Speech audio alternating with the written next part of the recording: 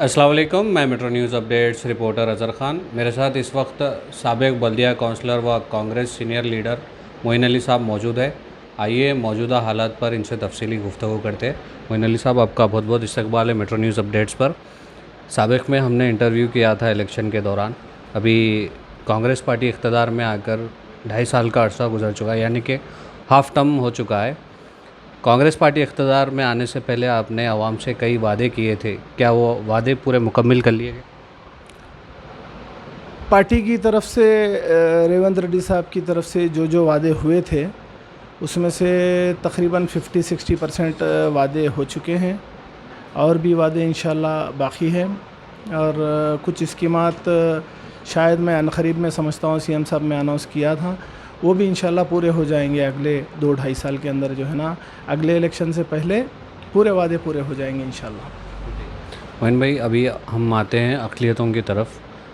ख़ास तौर पर अक़लियतों को जो है आपकी पार्टी में काफ़ी नज़रअंदाज किया जा रहा है, बोलकर आवाम में एक बेचैनी पाई जा रही है। आपका इस पर क्या कहना है? मैं नहीं समझता अक़लियतों के नज़रअंदाज किया जा रहा है या अक़लियतों के ख़िलाफ़ हुकूमत जा रही है, क्योंकि कई चीज़ों में मैं देख चुका हूँ, चाहे महबूब नगर रहो या फिर पूरा तेलंगाना रहो, सीएम साहब भी अक़लियतों के लिए काम कर रहे हैं और हमारे एमएलए एनएम श्रीनिवास रेड्डी साहब बहुत से अक़लियतों के लिए जो काम कर रहे हैं। इससे पहले की हुकूमत में मैंने नहीं देखा जो अक़लियतों के काम, जितने काम ये लोग कर रहे हैं। तो ये गलत है कि अक़लियतों का कुछ काम नहीं हो रहा है। आप जो भी आपको अगर डाउट है तो बिल्कुल आप पूछिए, मैं जवाब देने के लिए तैयार हूँ। ज़रूर, मैं इस पर आऊँगा। आप देखिए, उर्दू घर के लिए जो है आज संगे बुनियाद रखकर आज 1 साल मुकम्मल हो चुके हैं, अभी तक उर्दू घर की तामीर वहाँ पर नहीं हुई है। आखिर इसकी क्या वजह है? उर्दू घर एक ऐसा मसला है, उर्दू घर की तामीर के लिए 1 साल पहले बिल्कुल आपने कहा संगे बुनियाद रखी गई थी। कुछ एमएलएस भी, एमएलसी, शायद एमएलसी कॉरपोरेशन चेयरमैन भी आए थे वहाँ पर। एक हमारे एससी भाइयों की भी एक इदारा है, उसका भी एक हाल है वहाँ पर। तो जाने के रास्ते के लिए एक गड़बड़ है वो दोनों में, जो है ना। मगर ये इंतशार जो पहुँचा रही हैं, यानी उसमें जो डिस्प्यूट डाल रहे हैं, इसमें बहुत बड़ा हाथ हमारे साबिक़ा वज़ीर श्रीनिवास गौड़ साहब का है, जो उनकी पार्टी के या दूसरे जो एससी भाइयों को भड़का कर या फिर मुसलमानों को कुछ भड़का कर इस काम को रुकाना चाह रहे हैं, इसे टालना चाह रहे हैं। तो इंशाल्लाह माइनॉरिटी के हमारे ज़िम्मेदारी उसकी उबैदुल्लाह कोतवाल साहब की है, माइनॉरिटी कॉरपोरेशन चेयरमैन, उन्होंने ही इसका संगे बुनियाद की ज़िम्मेदारी ली थी। मोइन भाई, ये जो आप एससीओं की जो बात कर रहे हैं, आप जो कला भवन जो वहाँ पर मौजूद है, जो भी एससीओं का जो वहाँ पर इमारत मौजूद है, वो उर्दू घर के बाद तामीर की गई थी।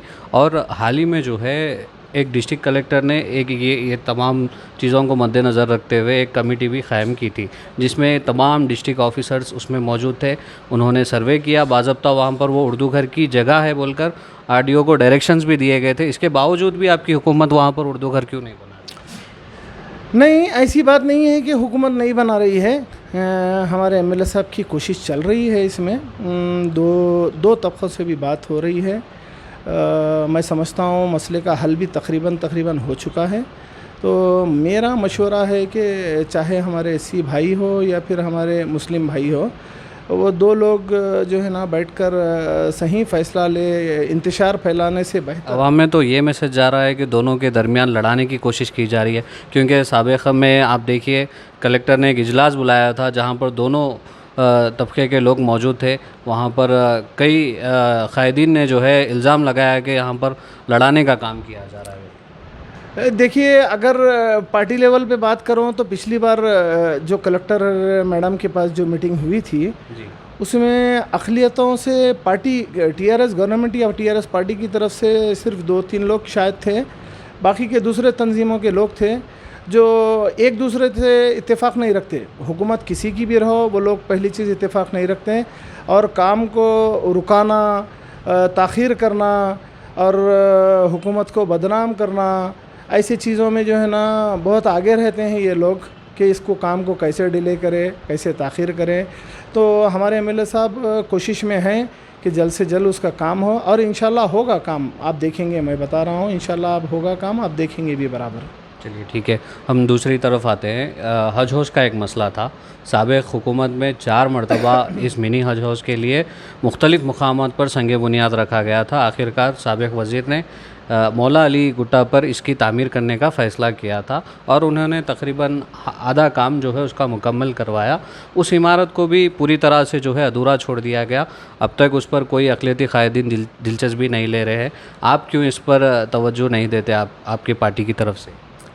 पहले तो मैं ये बताना चाहता हूँ कि जहाँ पर हज हाउस बनाया गया है, हाजियों को साल में एक बार जाते हैं अपनी ट्रेनिंग के लिए 8-10 दिन के लिए। तो हज हाउस जैसा हैदराबाद का हज हाउस है, हैदराबाद का हज हाउस कहीं शाहीन नगर में है या ज़हीराबाद रोड पे है या फिर विजयवाड़ा रोड पे कहीं जंगल में है, क्या आप बताइए। हज हाउस सिटी के सेंटर में होता है। 10-15 दिन हाजियों के इंतज़ाम के बाद दूसरे कुछ यानी अपने मुसलमान भाइयों के लिए कुछ दूसरे काम के लिए इस्तेमाल होने के लिए रखा जाता है। पहाड़ों के बीच में रखा नहीं जाता है। हाँ, आपके साबिक़ा वज़ीर हमारे महबूब नगर के श्रीनिवास गौड़ साहब ने 4-5 बार इफ्तिताह किया, मुकम्मल काम नहीं किया हज हाउस का। अगर वो करना चाहते हैं, उनके दिल में होता तो बिल्कुल मुकम्मल काम। जैसे क्यों आपकी हुकूमत क्यों उसको कोई दूसरे चीज़ के लिए इस्तेमाल में नहीं ला रही है? वो एक वीरान पड़ चुकी है, वहाँ पर कोई पुरसाने आ रही हैं। हम देख रहे थे कि हाल ही में हमने वहाँ से रिपोर्टिंग की, कई शराबी उसको मैखाना बना चुके हैं। क्यों उस जानिब जो है तवज्जो नहीं दी जा रही? चाहे चलिए आपने बताया कि हज हाउस का तो मसला वहाँ पर उतनी अदर हाजियों की सहूलत नहीं है बता रहे आप, किसी दूसरे चीज़ के लिए भी वो इमारत को इस्तेमाल में ला सकते। क्यों इस पर दिलचस्पी नहीं ले रही? आप मुझे बताइए, आबादी से 5 किलोमीटर दूर है वो, वहाँ पे कोई आबादी नहीं है, किसी का एक घर नहीं, कोई एक आदमी रहने वाला नहीं है, जंगल जैसा मुकाम है। उसमें क्या बना है? एक इमारत बनाई गई, छोटा सा एक जैसे घर बनता है वैसा घर बनाया गया। उसमें क्या इस्तेमाल की जाए? अगर लोकल में हमारी नुमाइंदगी करने वाला अगर सही लीडर होता, जितने बुज़ुर्ग हो गए हैं, चाहे वो कांग्रेस में रहो या TRS में रहो या MIM में रहो, कोई भी पार्टी में रहो, तो कोई नुमाइंदगी सही नहीं की यहाँ। अगर नुमाइंदगी सही करते, लोकल में बहुत सी ज़मीनें हैं, आप गवर्नमेंट लैंड से, वक्फ लैंड से आप बनाना है तो आप लोगों को तवज्जो होती तो लोकल में बनाते, कोई दूसरी चीज़ के इस्तेमाल के लिए। आप सिर्फ पुरानी जो तानाशाही हुकूमत थी हमारे साबिक़ा वज़ीर की हुकूमत में, वो जहाँ बोल दिए बस सबका काम था कि हाँ आप ही सही हैं, आप जो बोले वही ठीक है। किसी की हिम्मत ही नहीं थी, वहाँ नहीं यहाँ बनाइए। तो उस इमारत को क्या इस्तेमाल करें आप बोलिए? ऐसी कोई बड़ी इमारत भी नहीं है कोई स्किल डेवलपमेंट के लिए या कोई हॉस्टल के लिए इस्तेमाल किए जैसी, तो वहाँ क्या इस्तेमाल करें? कुछ आबादी होगी तो इंशाल्लाह उसको आबाद भी करेंगे, बनाएंगे और कुछ इस्तेमाल करेंगे। फ़िलहाल तो कोई आबादी है ही नहीं ना। उसके कुछ ही फासले पर जो है हुकूमत ने वहाँ पर डबल बेडरूम्स वहाँ पर बनवाए, शायद कल आबादी भी आ सकती होगी। क्या आप इसको लेकर MLA साहब से या दीगर कायदीन से नुमाइंदगी करेंगे? हाँ बिल्कुल, इंशाल्लाह उसमें डबल बेडरूम जो भी बन रहे हैं उसमें शिफ्ट होने के बाद, आबादी अगर शिफ्ट होने के बाद कुछ इस्तेमाल में आएंगे तो बिल्कुल जो है ना उसे इस्तेमाल किया जाएगा, या हॉस्टल के लिए कुछ भी। इंशाल्लाह MLA साहब से इस बात पर तवज्जो दिलाकर बात होगी कि उसे कुछ हॉस्टल के ज़रिए तो भी इस्तेमाल किया जाए मुसलमान बच्चों के लिए या किसी के भी लिए, तो वो कोशिश होगी इंशाल्लाह। मोइन भाई, पार्टी इक़्तिदार में आने से पहले अक़लियतों से बड़े बड़े वादे किए गए, लेकिन हम देख रहे हैं कि कोई भी इमारत मुकम्मल नहीं हो रही, कोई अक़लियतों का काम एक तौर पर जो है हो रहा नहीं है। आप देखिए, एक मुस्लिम मैटरनिटी हॉस्पिटल के लिए जो इमारत तामीर की गई थी, वहाँ पर जहांगीरपुरा ITI की इमारत बनाने का जो है फ़ैसला किया गया। वो काम काफ़ी टाइम से जो है वो ऐलान होकर भी पेंडिंग, अभी तक पेंडिंग है। उसको लेकर आप क्या कहेंगे? मुस्लिम मैटरनिटी हॉस्पिटल उस दौर में जो संगे बुनियाद रखे थे, मेरी नज़र में वो संगे बुनियाद ही गलत थी। एक मोटर लाइन जिसे कहते हैं, वो एरिया में गाड़ी बनाने का काम होता, आवाज़ पुकारे का काम होता, वहाँ पे हॉस्पिटल कैसे बनेगा मुझे आप पहले बताइए। अब जब के दौर में जो लोग रखे वो पता नहीं क्या सोच के रखे, ना वो रहमान साहब के बायलास में है, जो रहमान साहब वफ़ किए थे ज़मीन, ना उनके बायलास में है कि वहाँ पे मैटरनिटी हॉस्पिटल बनाओ। तो मैं समझता हूँ वो एकदम अहम खाना फ़ैसला था जो मैटरनिटी हॉस्पिटल उस जगह पे बनाने का। हालांकि हॉस्पिटल की इमारत बनाना आसान है, हॉस्पिटल खोलना मुश्किल काम है। तो ITA का जो अभी जो बोल रहे हैं, तो ITA की जो इमारत है बहुत पुरानी हो चुकी है। एमएलए साहब ने फ़ैसला किया था, आईटीआई के जितने भी ज़िम्मेदारान हैं उन्होंने किया था कि एक नई बिल्डिंग में हमें जो है ना शिफ्ट किया जाए, हमारे लिए बनाया जाए तो आईटीआई जो है सही रहेगा। तो इसीलिए एमएलए साहब का प्लान हुआ कि इस चीज़ पे आईटीआई बनाएंगे तो आईटीआई के लिए सही रहेगा और स्टूडेंट्स के लिए भी कुछ सही क्लासेस बनेंगे, हर चीज़ सही होगी। आईटीआई की कमेटी क्यों नहीं डाल रहे अभी तक? अभी 2.5 साल का अरसा गुजर चुका है हुकूमत आने के बाद। अब तक शायद एक टेन्यूर कंप्लीट भी हो जाता, कई लोगों को वहाँ पर मौका मिलता उसको डेवलप करने के लिए, लेकिन 2.5 साल से इस कमेटी नहीं डालने से इस आईटीआई का कोई पुरसाने हाल नहीं। इस पर आपका क्या कहना है? आईटीआई और वक्फ कॉम्प्लेक्स की कमेटी मैं समझता हूँ शायद हमारे एमएलए साहब जीतने के बिल्कुल 1 महीने बाद शायद पड़ जाती थी कमेटी। इस पे मेरी और एमएलए साहब की बातचीत भी हुई थी, वो जीतने के 8 दिन बाद ही मगर रुकावट हमारे कोई अक़लियती क़ायद पार्टी के उनकी वजह से रुकावट हुई। कमेटी सोचे कि माइनॉरिटी लीडर है वो सही डालेंगे करेंगे, मगर वो नहीं चाहते थे कि कोई कमेटी आए, कोई कमेटी बैठे, या उनकी पसंद की कमेटी चाहते थे। ये एमएलए साहब की तरफ से डिले नहीं हुआ, मैं यकीनन इसके सबूत के साथ बोल रहा हूँ, क्योंकि मैं ख़ुद सिर्फ 1 ही महीने के अंदर एमएलए साहब का लेटर लेके वक्फ बोर्ड गया था। मैं ख्वाजा मोइनुद्दीन साहब जब सीईओ थे उनसे मुलाकात की मैंने और लेटर दिया मैंने एमएलए साहब का लेटर कि पुरानी कमेटियों को जो बर्खास्त करके पिछली जो हुकूमत के जो थे बर्खास्त करके नई कमेटी डालने के लिए। मगर जब रुकावटें आई, क्योंकि एमएलए साहब भी कांग्रेस पार्टी में जब नए नए आए थे तो यहाँ का माहौल और यहाँ के हालात, यहाँ के जो सीनियर लीडर्स है, तो उन लोगों की जो सियासी शायद पता नहीं जो भी समझिए आप, उस वजह से कमेटी नहीं पड़ी। मगर इंशाल्लाह अभी मैं समझता हूँ बहुत जल्दी एमएलए साहब जो है ना अनकरीब बहुत जल्दी आईटीआई में कुछ टेक्निकल कोर्सेस आने के इम्कान थे। हम वहाँ पर देख रहे हैं कि कई मशीनरीज जंग आलूद हो चुके हैं और ये एक बहुत क़दीम इदारा है महबूब नगर का, और हमने सुना कि वहाँ पर वहाँ के एम्प्लॉयज़ को वक्त से सैलरीज भी वहाँ पर नहीं मिल रहे। तो क्या इस आईटीआई को डेवलप करने के लिए क्या आपकी हुकूमत सीरियस है? नहीं, सैलरीज तो सबको मिल रहे हैं, गलत बात है, सैलरीज नहीं मिल रहे हैं, वक्त पर नहीं मिल रहे हैं। वक्त पर 1-2 दिन शायद इधर उधर हो सकता है, मगर सैलरीज बराबर टाइम। स्टाफ की भी बहुत कमी है बोलकर बता रहे हैं। नहीं, स्टाफ की भी कमी नहीं है, फ़िलहाल जो मौजूद हालात है वो हिसाब से स्टाफ बराबर है वक्फ कॉम्प्लेक्स में भी और जहांगीरपीर आईटीआई में। हाँ, आईटीआई डेवलपमेंट की जो बात कर रहे हैं आप, हमारे एमएलए साहब एजुकेशन डिपार्टमेंट से बहुत ही दिली अपने जो है ना जज्बात रखते हैं और वो हर चीज़ में जो है ना कुछ करना चाह रहे हैं। जैसे स्किल डेवलपमेंट के लिए वो ख़ुद अपनी तरफ से अपने पैसों से जो है ना स्टार्ट भी किया था भगीरथ अकाली में। तो आईटीआई को भी कुछ तरक्की लाने के लिए वो चाह रहे हैं कि पुराने कोर्सेस और नए कुछ ऐड हो जाए उसमें, तो वो भी इंशाल्लाह जल्द से जल्द होगा, क्योंकि हर काम एक साथ तो नहीं होता या एक ही दिन में नहीं कर सकते एक आदमी, हर चीज़ के लिए थोड़ा टाइम लगता है एक एक चीज़ करने के लिए। इंशाल्लाह वो भी होगा, बहुत जल्दी होगा वो भी। मोइन भाई, अब हम आते हैं औक़ाफ़ी मसाइल के ऊपर। आप देखिए महबूब नगर टाउन में सिर्फ 625 एकड़ वफ़ रहमानिया के तहत यहाँ पर है, जो कि काफ़ी ज़्यादा उसके जो है अदालत में उसके केसेस चल रहे हैं, और कई आप देखिए शहर महबूब नगर के कई क़दीम क़ब्रस्तानों पर भी जो है वहाँ पर झगड़ा चल रहा है। आपने साबिक़ में जो है वहाँ पर क़ब्रस्तान की साफ़ सफाई का काम अमल में लाए थे, क्या हुआ वो? पहले वक्फ लैंड्स की जो आप बात की है तो मैं आपको बताता चलूँ कि मेरी तकरीबन कल या आज वक्फ इंस्पेक्टर डिस्ट्रिक्ट के उनसे बात हुई थी, फ़ोन पे रब्ता हुआ था, पिछले 2 महीने पहले भी बात हुई थी केसों के बारे में। तो उन्होंने बताया कि केस जो है ना फ़ाइनल पे है हाई कोर्ट में, तो इंशाल्लाह मोइन भाई ये हम लोग केस जीतने वाले हैं। पूरी लैंड जो वक्फ रहमानिया 600 साढ़े 600 एकड़ या 800 एकड़ पूरी जो डिस्ट्रिक्ट में है हमारे महबूब नगर की, तो केस जीतने वाले हैं। जीतने के बाद जो है ना उसका कब्ज़ा लेने के लिए आप लोगों की हेल्प चाहिए मोइन भाई बोल के बताया। और मैं समझता हूँ कुछ दिन पहले ही उटकूर में नारायणपेट डिस्ट्रिक्ट में एक लैंड का केस जीत भी चुके हैं, 60-65 एकड़ का वक्फ बोर्ड से जीत चुके हैं, वो कब्ज़ा भी ले चुके हैं।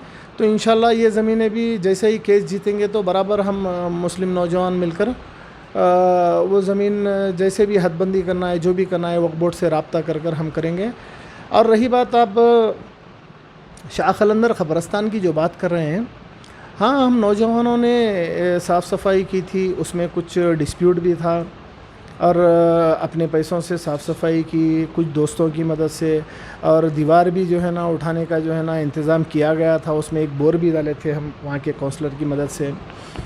मगर कुछ हमारे सीनियर कायदीन, कुछ दूसरी जमात के और वो क़ब्रस्तान के पुराने हैं, बल्कि उन्होंने गैर ज़रूरी महबूब नगर में एक रूमर्स के ज़रिए बदनाम किया गया है कि ये लोग जिससे डिस्प्यूट है उन लोगों से जो है ना पैसे खा के क़ब्रस्तान उन लोगों के हैंड ओवर कर दे रहे, वो कर दे रहे। बल्कि मेरे साथ मेरे जो साथी थे, जो भी थे, तैयब, रहीम वग़ैरह और भी दोस्त लोग थे, तो बदनाम किया गया। वो बदनामगी की वजह से हम लोग पीछे हट गए। शायद अगर हम कोशिश करते या फिर ये लोग बदनाम नहीं करते तो उसका मसला हल हो चुका था।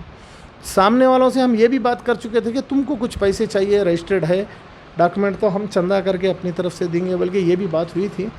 मगर गैर ज़रूरी बदनाम करने से हम लोग पीछे हट गए। मोइन साहब, अभी हाल ही में माइनॉरिटी मिनिस्टर की महबूब नगर आमद हुई थी। उसके बाद जो है बीआरएस अक़लियती कायदीन ने जो है अपने प्रेस कॉन्फ्रेंस के दौरान ये कहा था कि जो टिमरीज़ इमारत के लिए जो इफ्तिताह करने के लिए आ रहे, वो बीआरएस के दौरे हुकूमत में तामीर की गई थी।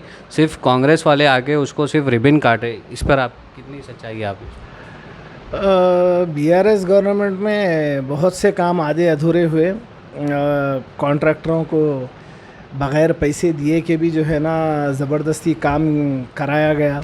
चलो उठा दो, दीवार उठा दो, बेसमेंट उठा दो, फिर मई आने वाला हूँ, मेरी गवर्नमेंट आने वाली है, बिल दे, तो बल्कि उन लोगों को भी सताया गया। शिल्पारामम भी एक केस है जो एनएम श्रीनिवास रेड्डी जीतने के बाद कॉन्ट्रैक्टर आके बैठ गया था कि मेरे को 5 करोड़ आना है साहब बिल, क्या मैं सुसाइड कर लेना क्या।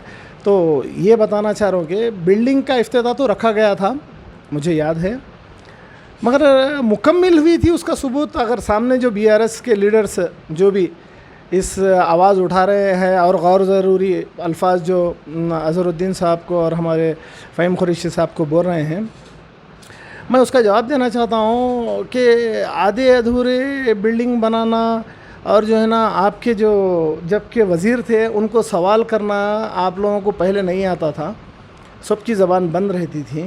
यही हुकूमत आने के बाद, रेवंत रेड्डी साहब की और हमारे एनएम श्रीनिवास रेड्डी साहब की हुकूमत आने के बाद ये लोगों के मुंह में ज़बान आई। या ना पहले तो कोई किसी के मुंह में ज़बान भी नहीं थी। माशाल्लाह आप एक बार आप भी सर्वे कर चुके हैं बिल्डिंग और हॉस्टल का। 2.5 साल पहले क्या इमारत थी आपको भी पता है, अब क्या इमारत है हॉस्टल और स्कूल वो आपको भी पता है। मोइन अली साहब, अभी वहाँ पर जो बिल्डिंग की बात कही जा रही, वहाँ पर सिर्फ 500 स्टूडेंट्स रहने की कैपेसिटी है, बल्कि हमको सुने आ रहा जहाँ पर 1100 स्टूडेंट्स को वहाँ पर ज़बरदस्ती रखा जा रहा, जिसमें बॉयज़ 1 और बॉयज़ 3 और एक जूनियर कॉलेज के स्टूडेंट्स मौजूद है। और वो एरिया जो है काफ़ी सेंसिटिव बताया जा रहा है। क्या आपको लगता है कि वहाँ पर स्टूडेंट सेफ़ रहेंगे? मैं पहले एक बताना चाह रहा हूँ कि पहले सोचा गया था कि वो बिल्डिंग में 2 स्कूल और एक जूनियर कॉलेज के स्टूडेंट्स को रखने के लिए, मगर बाद में पता चला कि इतने बच्चे नहीं रह सकते, लिहाजा बॉयज़ 3 और जूनियर कॉलेज के बच्चों को रखने का फ़ैसला हुआ। सिर्फ 600 बच्चों का जो है ना मुकम्मिल स्कूल, कॉलेज और हॉस्टल वहाँ पे बनाया गया। और रही बात वहाँ पे जो है ना सेफ्टी नहीं है जैसा बोल रहे हैं लोग, बोल रहे हैं, बिल्कुल मेन रोड से मैं समझता हूँ 1000 मीटर दूर पे वो स्कूल और हॉस्टल है और आबादी बिल्कुल क़रीब है। ऐसा नहीं है कि जंगल में लेके चले गए। और जो नई बाईपास जो सैंक्शन हुई है बिल्कुल उसके बाजू से सैंक्शन हुई है, जो सर्वे नंबर है, आप एक बार तहक़ीक़ कर लीजिए तो इंशाल्लाह ऐसा कोई गलत है वो जो बोलना। बोयपल्ली से जो है ना बिल्कुल क़रीब है और हमारे मोती नगर की आबादी से भी बिल्कुल क़रीब है वो स्कूल। गलत है वो बात जो है ना, गैर महफूज है, आसपास में भी घर मौजूद है, इंशाल्लाह ऐसा कुछ भी नहीं है वो। मोइन भाई, आपके पार्टी के एमएलए साहब जो है तालीम को तरजीह देने की बात कहते हैं, और आपको एक वाक़या बताता चलूँ, शायद आपके इल्म में भी होगा। महबूब नगर के 33 पोस्ट मैट्रिक हॉस्टल के स्टूडेंट्स जो building minority welfare department building owner को रेंट ना अदा करने पर उनको बेघर कर दिया गया था, और उनको एक ऐसे मुकाम, जैसे कि हमने अभी डिस्कस किया, वो टिमरीज़ बिल्डिंग से कुछ और फासले पर जो है वहाँ पर उनके लिए इमारत तामीर की गई, वहाँ पर रहने की बात कही गई, जबकि वहाँ पर ट्रांसपोर्ट की फैसिलिटी नहीं है और 20 दिन से ये लोग बेघर है। अभी तक किसी कांग्रेस पार्टी के कायदीन ने आकर इनका मसला हल नहीं करवाया और आखिर क्या वजह है जो इन स्टूडेंट्स को जो है कोई आकर मुलाकात भी करने की कोशिश नहीं करे, इस पर आपका क्या है? जहाँ पे तिमरिस स्कूल की बिल्डिंग हॉस्टल ओपन हुआ है उसी के बाजू में जो बिल्डिंग है उसमें 11 लड़के शिफ्ट हो चुके हैं उसके अंदर।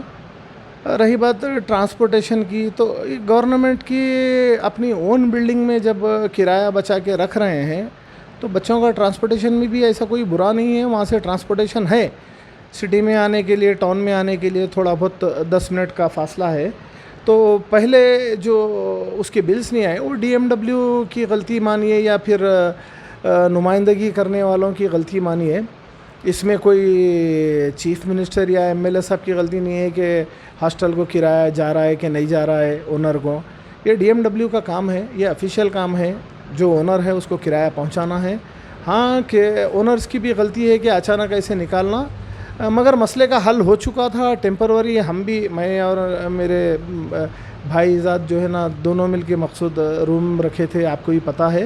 मगर अब शिफ्ट हो चुके हैं वो बच्चे, वही हॉस्टल माइनॉरिटी तिमरिस स्कूल के जो है ना हॉस्टल में शिफ्ट हो चुके हैं। 1 हफ़्ता हो चुका है शिफ्ट होकर।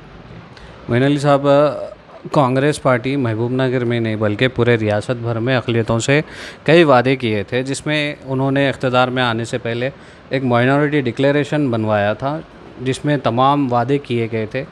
उस पर आज तक एक भी वादे पर अमलवारी नहीं हुई। आपका इस पर क्या कहना है? और जब महबूबनगर में माइनॉरिटी वेलफेयर मिनिस्टर आ रहे थे तो शहर के अहम चौराहों पर जो है ये होर्डिंग्स लगाए गए थे, माइनॉरिटी डिक्लेरेशन कब होगा, राहुल गांधी की मोहब्बत की दुकान में नफ़रत का सामान, इस तरह उसमें बैनर्स पर लिखे गए हुए थे। आपका इस पर क्या कहना है?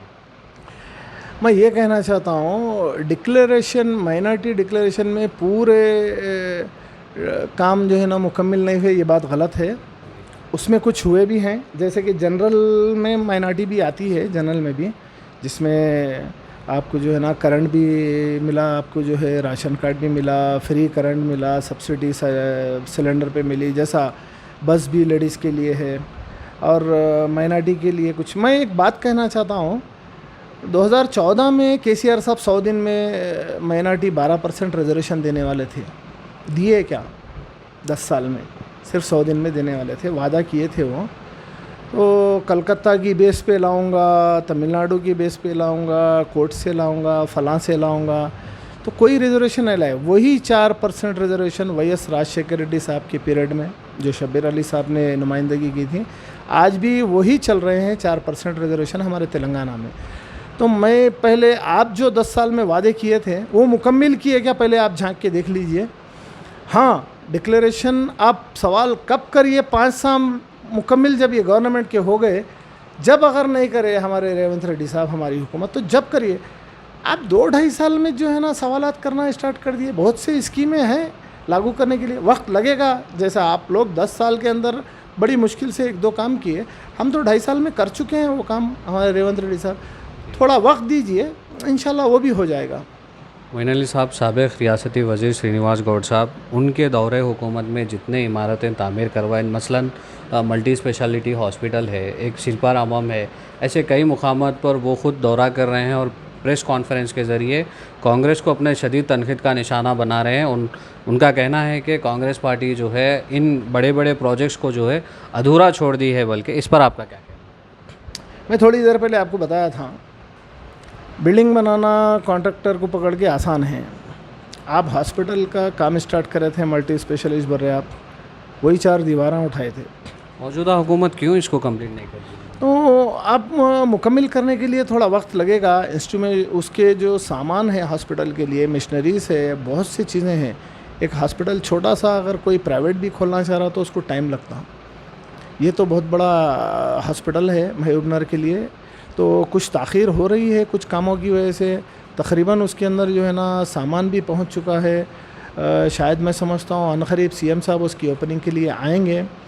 मैं यही सवाल उनसे कह रहा हूँ कि आप जो है ना इमारतें तो बना के चले गए, उसको सिर्फ़ और सिर्फ अपने इलेक्शन के लिए बताने के लिए, मैं ये बना रहा हूँ, मैं वो बना रहा हूँ, मैं वो बना रहा हूँ। जैसे दे के गए थे प्रोसीडिंग्स, आपको 2 एकड़, आपको 4 करोड़, आपको 1 करोड़ 1 एकड़, ऐसा जो देखे गए, सिर्फ ये इलेक्शन जीतने के लिए करके गए।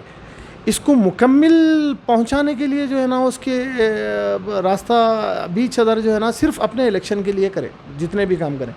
इसको डेवलपमेंट मत बोलिए आप क्योंकि आप अपने कॉन्ट्रैक्टर्स को जो है ना जब डरा के या कुछ भी करके जो है ना काम कराते थे, सिर्फ आप काम स्टार्ट करते थे, बाकी का काम इलेक्शन के बाद देखा जाएगा। बस यही किए। मैं बोल रहा हूँ सब्र थोड़ा और कीजिए आप लोग। हॉस्पिटल भी खुलेगा। आज शिल्पारामम आपने बनाया, सबको पता है किस काम के लिए बनाया। हॉस्पिटल आप बनाया, हॉस्पिटल के बाजू जो बिल्डिंग बना रहे थे आप, वो किसको लीज पे दे रहे थे, क्या दे रहे थे, वो भी सबको पता है आप क्या एग्रीमेंट कर रहे थे। तो आप अपने फ़ायदे के लिए जो है ना सब काम किया आप पब्लिक के फ़ायदे के लिए कोई काम नहीं किया। मोइन भाई, महबूबनगर बल्दिया से अभी जो है कॉरपोरेशन में तब्दील हो चुका है और आप भी जानते हैं महबूबनगर में अक़लियतों की काफ़ी अच्छी आबादी है और जब बात मेयर और डिप्टी मेयर बनाने की बात आई, अक़लियतों को जो है इसमें पूरी तरह से नज़रअंदाज कर दिया गया और आवाम में जो है ये बेचैनी पाई जा रही थी कि आखिर क्यों माइनॉरिटी को जो है मेयर या डिप्टी मेयर क्यों नहीं बनाया गया। बल्कि आपका इस पर क्या कहना?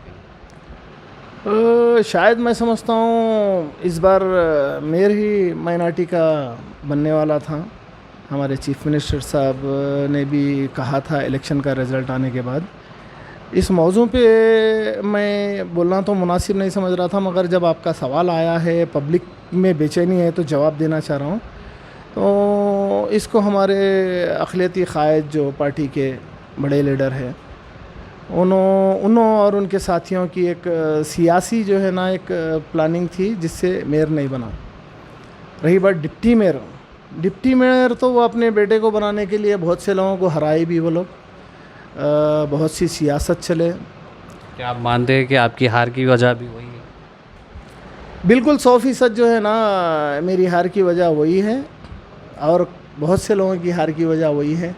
कोई मेयर बनने के लिए, जैसे हमारे MP वेंकटेश साहब की दफ्तर को जो है ना हराया गया, हमारे मुडा चेयरमैन लक्ष्मण यादव साहब की अहलिया को हराया गया, हमारे राजेंद्र रेड्डी साहब को हराया गया, मुझे हराया गया, मकसूद हुसैन को हराया गया, बहुत से लोगों को हराया गया। कोई अपने बेटे को डिप्टी मेयर बनाने के लिए हराया गया, कोई मेयर बनाने के लिए, ख़ुद को मेयर बनने के लिए हराया गया, कोई अपने दोस्त को बनाने के लिए हराया गया। बहुत सी सियासतें हुई है। अपने बेटे के लिए तो MIM से भी कॉम्प्रोमाइज़ करे और जो है ना जो प्रेजेंट बहुत ही मजबूत दावेदार और वहाँ की खिदमत करने वाले लड़कों को जो है ना बग़ैर टिकट के रुका कर बहुत से किए। मेरे वार्ड में आके एक लीडर के घर पे कांग्रेस के बाजू वार्ड की कैनवसिंग की गई, मगर कैसे इल्ज़ाम लगा सकते हैं? क्या आपने उनको देखा? बिल्कुल उनके जो ख़ास थे पुराने रेबल ठहराया गया उन लोगों को, 2 आदमी को, और जो है ना पैसों से भी जो है ना मदद की गई BRS कैंडिडेट को। बहुत सी चीज़ें हुई हैं। वैसे तो जो है ना हमारी जो मुस्लिम जमात है वो भी अपने कैंडिडेट को नहीं करके बहुत सी चीज़ें हुई। खैर छोड़ो, जो भी फ़ैसला है मैं मानता हूँ कि मेरी डिवीज़न की आवाम का फ़ैसला है। वो सियासत तो हुई है, इसमें कोई शक नहीं है कि वो अब पूरा महबूबनगर जानता है वो अपने बेटे को बनाने के लिए हराए। और मैं एक सवाल जो है ना आपके ज़रिए से आज खुल के बोलना चाह रहा हूँ, जब आप निकाल ही चुके हैं बात, तो मैं खुल के ये बोलना चाह रहा हूँ कि क्या कांग्रेस पार्टी में सिर्फ एक ही लीडर है, उबैदुल्ला कोतवाल साहब माइनॉरिटी, जो है ना पांगल से आए, वहाँ से जो है ना पूरे पोस्ट आप तक एक 8-10 पोस्ट कर लिए, डिस्ट्रिक्ट प्रेसिडेंट भी करे। वो सब जानते हैं वो 10 साल TRS गवर्नमेंट में जो डिस्ट्रिक्ट प्रेसिडेंट थे तो वो क्या काम करे, किसके लिए काम करे, ये भी जानते हैं। और अब जब गवर्नमेंट आई 14 में, ये 23 में जो गवर्नमेंट आई कांग्रेस की, जब क्या काम करे। अब एक RTO मेंबर का जो है ना एक पोस्ट थी, तो कांग्रेस के एक सीनियर जो एकदम दिन रात मेहनत करने वाले को छोड़कर एक TRS वाले को बनाए उन्होंने। आखिर क्या वजह है मोइन भाई, आपने इतने इल्ज़ाम लगाए, पार्टी में इतने इख्तलाफात आने की क्या वजह है? आपको नहीं लगता कि आगे चल के इससे जो है आपकी पार्टी को नुकसान हो सकता है? पार्टी को नुकसान जितना होना था 2023 तक हो चुका है मेरी नज़र में। अभी भी नुकसान पहुंचाना चाह रहे हैं। यही नुकसान की वजह से कांग्रेस पार्टी 35 साल से महबूबनगर में MLA नहीं जीत सकी थी, इन लोगों की वजह से। मगर अब बदल चुका है माहौल। डिस्ट्रिक्ट प्रेसिडेंट्स भी बदल चुके हैं। जीएमआर साहब की सदारत में भी अच्छी चली पार्टी माशाल्लाह। अभी संजीव मुदिराज साहब की सदारत में भी हालात बदल चुके हैं। ऊपर दिल्ली से राहुल गांधी साहब जो क़ानून और जो तरीक़े बनाए हैं उससे भी बदल चुके हैं। और हैदराबाद में रेवंत रेड्डी साहब और हमारे पीसीसी प्रेसिडेंट महेश कुमार गौड़ साहब जो बना रहे हैं तरीक़े से, तो अब जितने भी पार्टी के गद्दार बोल लो या कुछ भी बोल लो, शायद उनका नहीं चलेगा अब इस बार जो है ना। अब तक जो भी चला लिया, मगर अभी जो है ना एनएम स्नेहा रेड्डी साहब और संजीव मुदिराज साहब जो है ना पार्टी को उस लेवल पे नहीं रखेंगे। आगे इंशाल्लाह एमएलए भी, एमपी भी और डिस्ट्रिक्ट पूरा जो है ना कांग्रेसी गवर्नमेंट आएगी। हमारा तो मकसद है रेवंत रेड्डी साहब सीएम बैठे और राहुल गांधी साहब पीएम बैठे अगले इलेक्शन में। मोइन भाई, हाल ही में डिस्ट्रिक्ट माइनॉरिटी चेयरमैन के लिए जो है एप्लीकेशंस लिए जा रहे थे, जिसमें आपने भी, हमने देखा वो शायद कैंडिडेट्स में आपका भी नाम शामिल है। आपने भी जो है माइनॉरिटी चेयरमैन के लिए जो है एप्लीकेशन दिया। क्या आप उम्मीद करते हैं कि ये पोस्ट आपको आएगा? नहीं, ऐसा तो उम्मीद रखना नहीं रखना, पोस्ट देना मेरा दिल करा के चलो नए चेयरमैन साहब आए हैं पीसीसी के माइनॉरिटी के, तो कुछ दिया जाए। तो मैं भी सोचा कि डिस्ट्रिक्ट प्रेसिडेंट के लिए पार्टी के लिए काम करना है, तो वो हिसाब से एप्लीकेशन दिया था मैं। मगर जो भी फैसला पार्टी का रहेगा, डिस्ट्रिक्ट प्रेसिडेंट का और हमारे एमएलए साहब का, वही फैसले पे अमल होगा। वो लोग क्या मुनासिब समझते हैं मेरे लिए, मेरे लायक मैं क्या काम कर सकता हूँ, तो वो हिसाब से ही जो है जो मौका देंगे मैं उसी पे काम करूँगा। अभी 2.5 साल का अरसा गुजर चुका है। हमने देखा कि जब पार्टी कैनवसिंग, जब इंतखाबी मुहिम चल रही थी तो आप लोग बढ़ चढ़ कर हिस्सा ले रहे थे। 2.5 साल का अरसा गुजर चुका है, लेकिन आपको आज तक जो है कोई पोस्ट से नवाजा नहीं गया। आखिर इसकी क्या वजह है? आप तो पार्टी की तरफ से सब चीज़ें बोल रहे हैं, लेकिन पार्टी क्यों आपको पहचान नहीं कर? पार्टी के कुछ कानून हैं और पार्टी के कुछ सीनियर्स भी है, सीनियरिटी पे भी ओहदे मिलते हैं और पार्टी के कुछ कानून से ही मिलते हैं। मगर महबूब नगर में 2.5 साल से जो है ना अक़लियती तौर पर बोल रहा हूँ मैं, मुसलमानों के जो है ना ओहदों के लिए एक सियासी प्लानिंग और जो है ना वो जो बोलते हैं ना रिकमेंड लगा के करके, तो मैं आपको बताता चला हूँ कि जिसमें एमएलए साहब की रजामंदी भी ना हो, तो जब कुछ पोस्टों को ऐसे दिया गया, जब वाइस चेयरमैन भी दिया गया तो टीआरएस के आदमी को, आरटीए मेंबर भी दिया गया तो टीआरएस के आदमी को, तो कुछ चीज़ें हुई है। तो मैं उम्मीद करता हूँ इंशाल्लाह अगली बार ऐसा नहीं होगा। फर्स्ट टर्म में जो सीनियर लोग थे उन लोगों को भी जो है ना पोस्ट मिल चुके हैं। कुछ अभी भी सीनियर 1-2 कांग्रेस में हैं मौजूद, उनको भी पोस्ट नहीं मिले। तो अगले टर्म में शायद हो सकता पार्टी जो है ना जो भी खिदमत करने के लिए पोस्ट देगी, तो हम तैयार है। उससे ऐसी कोई नाराज़गी नहीं है कि 2.5 साल में हम लोगों को भी चाहिए था, हम लोगों को भी नहीं मिला। देखेंगे आगे क्या सोचते हैं एमएलए साहब और संजीव मुदिराज साहब, वही हिसाब से काम करेंगे। मोइन अली साहब, हाल ही में जो है महमूद अली साहब महबूब नगर दौरा किए थे। महबूब नगर ही नहीं बल्कि आसपास के अजलाओं का भी उन्होंने दौरा किया, जिसमें बीआरएस की मेंबरशिप ड्राइव चलाई और उसमें हमने उनसे मुलाकात की और हमने तफसीली इसी तरह गुफ्तगू की थी। उन्होंने कहा था कि कांग्रेस हुकूमत आने के बाद लॉ एंड ऑर्डर पूरी तरह से फ़ेल हो चुका है, बल्कि और हम देख रहे हैं कि महबूब नगर में भी जो है कई ऐसे इंसिडेंट्स पेश आ रहे हैं, मंजर आम पर आ रहे हैं। आपको लगता है कि ये हुकूमत आने के बाद इसमें इजाफ़ा हुआ है? मैं नहीं समझता। हिंदुस्तान में बीजेपी गवर्नमेंट में आरएसएस और बजरंग दल वो लोग का शरपसंदी तो पूरे हिंदुस्तान में चल रही है, तो उसको रोक भी रहे हैं। ज़्यादा कांग्रेस गवर्नमेंट जो स्टेट में है वहीं पे ज़्यादा होता है। और रही बात महमूद अली साहब की, तो मैं एक बात बोलना चाह रहा हूँ कि लॉ एंड ऑर्डर उन्होंने भी जो है ना होम मिनिस्टर थे। आलेर इनकाउंटर किसकी गवर्नमेंट में हुआ? 10-12 मस्जिद भी टूटे शायद, किसकी गवर्नमेंट में हुआ? और बहुत से केसेस हुए, फसादत भी हुए, बहुत से चीज़ हुए। फसाद करने वाला किसी की गवर्नमेंट नहीं देखता। हाँ, अगर आपको तनकीद करना है तो मैं भी तनकीद करने के लिए बिल्कुल तैयार हूँ। बहुत सी चीज़ें हुई। आपसे, महमूद अली साहब से मेरा सवाल है कि आप 10 साल तक हुकूमत में थे और बहुत बड़े अहदे, चीफ मिनिस्टर के बाद वही अहदे पर थे, चाहे डिप्टी सीएम हो, होम मिनिस्टर हो। आपने माइनॉरिटी के लिए क्या किया? तेलंगाना की माइनॉरिटी के लिए आपने क्या किया? मेरा ये सवाल है। एक काम गिना दीजिए कि माइनॉरिटी के लिए तेलंगाना की आपने ये काम किया, आपने ये नुमाइंदगी की, ये चीज़ लाए, ये फ़ायदा कराए। कहाँ कराए आप अपने बेटे और पोतरे दामाद के चक्कर में ही रहे। आप सिर्फ आप अपना जो है ना, बोलते ना वो विकास, सबका विकास, सिर्फ आप अपने घर का विकास करते रहे। आपकी कौन सुनने वाला है? आपका ये भी कहना था कि कांग्रेस हुकूमत आने के बाद लोगों की माशी हालत काफ़ी ज़्यादा मुतासिर हो चुकी है, रियल इस्टेट ठप हो चुका है। इस तरह उन्होंने कई मसाइल पर जो है बात की और कांग्रेस हुकूमत को जो है तनकीद का निशाना बनाया। रियल इस्टेट कारोबार, मैं भी एक रियल इस्टेट बिजनेसमैन हूँ। रियल इस्टेट कारोबार 2020 मार्च में बंद हुआ। गवर्नमेंट केसीआर साहब की थी, फैसला केसीआर साहब का था। उस तारीख से आज तक रियल इस्टेट नहीं उठा। 2020 यानी जो है ना, कांग्रेस गवर्नमेंट 2023 दिसंबर में आई, यानी तकरीबन 4 साल टीआरएस गवर्नमेंट में रियल इस्टेट बंद हो चुका। रियल इस्टेट से रिलेटेड हर बिज़नेस नीचे तक जो है ना सिर्फ रियल इस्टेट से रिलेटेड रहता। आज अगर कोई एजेंट्स भी भूखे मर रहे हैं तो वो मैं मानता हूँ सिर्फ केसीआर की बदौलत। रियल इस्टेट डाउन होना, कारोबार डाउन होना, ये सिर्फ और सिर्फ एक ही वजह है, वो है केसीआर और बीआरएस पार्टी। अगर वो बोल रहे हैं कांग्रेस की गवर्नमेंट में, तो 2-2.5 साल हुआ कांग्रेस गवर्नमेंट आके। उससे पहले तो आप करें ना, आपकी भी गलतियाँ गिनाइए।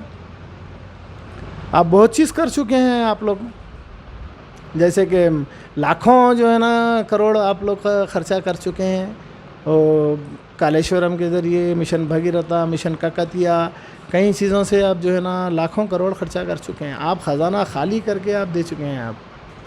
आप माइनॉरिटी के ताल्लुक़ से ना बोले तो बेहतर है मेरी नज़र में। बीजेपी की हर बिल में आपका साथ था।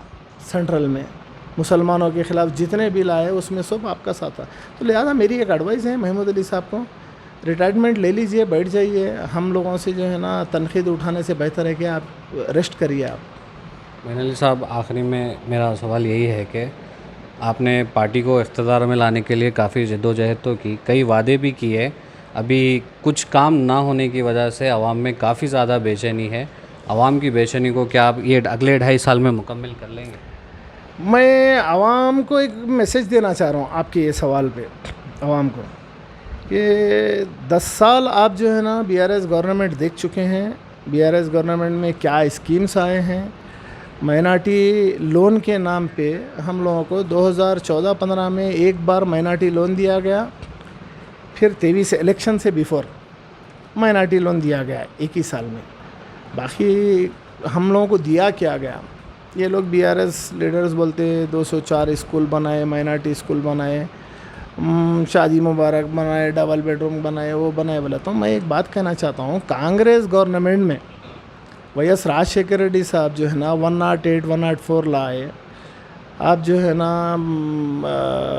आरोग्यश्री लाए, इंदिरम्मा आरोग्यश्री, हाउसिंग जो है ना लोन्स आते थे, माइनॉरिटी लोन्स कारोबार छोटे मोटे करने के लिए कांग्रेस गवर्नमेंट में आए, शादी मुबारक के लिए दिया जाता था। आप आए, थोड़ा थोड़ा बढ़ा के दिए। आप 10 साल सिर्फ दिए क्या? लोन दिए, आप मशीन्स दिए, वो भिखारियों को देने की जैसा दिए आप हमारी गवर्नमेंट आके 2 साल हमको भी टाइम दीजिए। 10 साल पता चलेगा ना आपको भी। आपकी जो बौखलाहट है, आपकी जो टीआरएस बीआरएस के लीडर्स की जो बौखलाहट है कि ये नहीं कर रहे, वो नहीं कर रहे, वो नहीं कर रहे, बोले थोड़ा सब्र तो करिए। आप गुमराह हुकूमत को कर रहे हैं या कुछ तंजीमों के ज़रिए गुमराह कर रहे हैं, तो ये छोड़िए। आप अपोजिशन में बैठने का भी जो है ना मादा रखिए। आप 10 साल जब हुकूमत कर चुके हैं, 10 साल में आप लोगों ने कुछ नहीं दिया मेरी नज़र में। मुसलमानों को सिर्फ बेवकूफ़ बनाया गया। एक सिर्फ महमूद अली साहब को दिया गया, वो सिर्फ अपनी ज़ात के लिए कर लिए, वो भी माइनॉरिटी के लिए कोई नहीं करें। लिहाजा मैं गुजारिश करता हूँ बीआरएस के लीडरों से, अगली बार तनकीद करने से पहले कि सोचिए आप लोग क्या दिए। माइनॉरिटी बजट बोले आप लोग, 10 साल में माइनॉरिटी बजट आप लोग 12,500 करोड़ दिए। मेरे पास रिकॉर्ड है, मैं निकाला।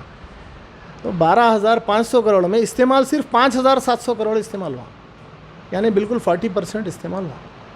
तो कांग्रेस गवर्नमेंट तो पहले साल ही 800 करोड़ यूज़ हुआ हमारे पास। माइनॉरिटी डिक्लेरेशन में तो इसमें बजट में इजाफा करने की बात कही थी, लेकिन उस पर भी अमल बिल्कुल इजाफा हुआ। आप चेक करिए, मैं भी निकाल चुका हूँ आरटीआई से, आपको गूगल पे आप चेक करिए। पहला साल 2,900 करोड़ था, दूसरा साल 3,100 चिल्लर करोड़ था, फिर अभी ये साल का 3,300 करोड़ कुछ है। आप 4,000 करने की बात की। तो होगा इंशाल्लाह। तो सब्र तो करिए आप। जो आप गड्ढे खोद के गए हैं बीआरएस वाले, उसको भी भरना है हमारे रेवंत रेड्डी साहब को। कर्जा फेड़ रहे हैं उनका कर्जा, और इंटरेस्ट बन रहे हैं उनका, उनकी जो आमदनी में से, तो वो तो कम से कम फेड़ने दीजिए। आप तो चले गए कर्जा करके, आप तो फेड़ना किसको है? बढ़ने वालों को। फिर भी स्कीम्स दे रहे हैं, वो भी कर रहे हैं, ये भी कर रहे हैं, तो लिहाजा काम करने दीजिए। अजहरुद्दीन साहब को तनकीद कर रहे हैं आप। 3-4 महीने हुआ मिनिस्टर बन के, क्या 2.5 साल से मिनिस्टर हैं वो?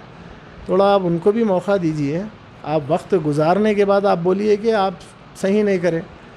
आपकी बौखलाहट लाजमी है कि आप लोग जो है ना अपोजिशन में बैठे हैं, तो थोड़ा सब्र कीजिए। मेरी तो यही गुजारिश है, और तेलंगाना की आवाम से गुजारिश है कि भटकिए मत, इनके बातों में मत आइए।